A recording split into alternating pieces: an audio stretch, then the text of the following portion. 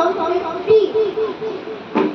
Respected principal, teachers and my dear friends, today we are gathered here on the auspicious occasion of Teachers' Day. Now I will say a small speech for our honorable teachers. Teachers' Day is a very special occasion for everyone, especially for a teacher and a student. It is celebrated by students every year on the 5th of September to pay respect to their teachers.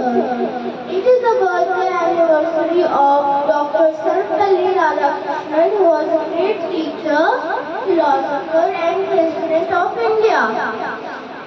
Teachers play a significant role in spreading knowledge and building society. Teachers play a crucial role in the development of the nation and therefore must be honored and respected. A teacher is the best guide of a student.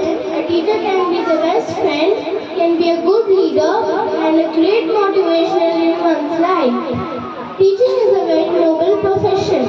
Teacher is the only one who teaches all professions. Thank you.